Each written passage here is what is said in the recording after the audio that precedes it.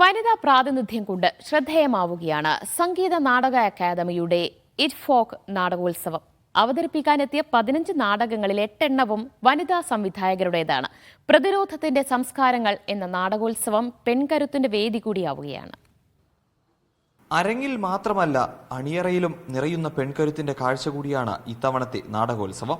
ഇത് ആദ്യമായല്ല ഇത്രയധികം സ്ത്രീ സംവിധായകരുടെ നാടകങ്ങൾ അവതരിപ്പിക്കപ്പെടുന്നത്. പിന്നെ എന്താണ് പ്രത്യേകത എന്ന് ചോദിച്ചാൽ ആകെയുള്ള 15-ൽ പകുതിയിലധികവും സ്ത്രീ സംവിധായകരുടേതാണ് എന്നുള്ളതാണ്. 20ഉം 25ഉം നാടകം ഉണ്ടാകുന്നിടത്ത് ഇത്തവണ 15 എണ്ണമായി ചുരുങ്ങിയിട്ടുണ്ട്. 5 അന്തർദേശീയ നാടകങ്ങളും 10 ഇന്ത്യയിൽ നിന്നുള്ള നാടകങ്ങളും. അവിടെയാണ് 2 വിദേശ സംവിധായകരുടേതടക്കം 8 സ്ത്രീ സംവിധായകരുടെ നാടകങ്ങൾ ഇടം പിടിക്കുന്നത്. ഒരു ബിന്ദുവിലേക്ക് ചുരുങ്ങിപ്പോവേണ്ടവരല്ല സ്ത്രീ എന്ന ഓർമ്മപ്പെടുത്തലാണ് ഇവിടെ ഉണ്ടാകുന്നത്. കൂടുതൽ സ്ത്രീകൾ കുറെ കൂടി ക്രിയേറ്റീവായിട്ട് ഡയറക്ടർ ഏരിയയിലേക്ക്, സാധാരണ സ്ത്രീകൾ ആക്ടിംഗ് ഏരിയയിലാണ് തിയേറ്ററിൽ നിൽക്കുന്നത്. പക്ഷെ കുറെ കാലങ്ങളായിട്ട് സ്ത്രീകൾ ടെക്നിക്കൽ ഏരിയയിലേക്കും ഡയറക്ഷൻ്റെ ഏരിയയിലേക്കും സ്ക്രിപ്റ്റ് റൈറ്റിംഗിലേക്കും ഒക്കെ വളരെ സജീവമായിട്ട് കടന്നു വരുന്നുണ്ട്. അതിന്റെ ഒരു റിഫ്ലക്ഷൻ എന്നുള്ള നിലയ്ക്ക് തന്നെയാണ് നമ്മൾ ഇതിനെ കാണേണ്ടത്. ഇതിനോടകം 3 നാടകങ്ങൾ അവതരിപ്പിക്കപ്പെട്ടു കഴിഞ്ഞു.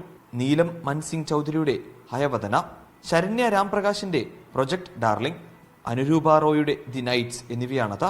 അർപ്പിത ദഗട്ടിന്റെ ഐറ്റം, റൂവന്തിയുടെ ചിക്കേരയുടെ ഡിയർ ചിൽഡ്രൻസ് സിൻസിയർലി, സൊഫിയ ബർക്കസിയുടെ സർക്കിൾ റിലേഷൻസ്, സബൻ ശരന്റെ ബിലൗഡ്, റിമ കല്ലിങ്ങലിന്റെ നെയ്ത്ത് എന്നിവയാണ് ബാക്കിയുള്ളവ.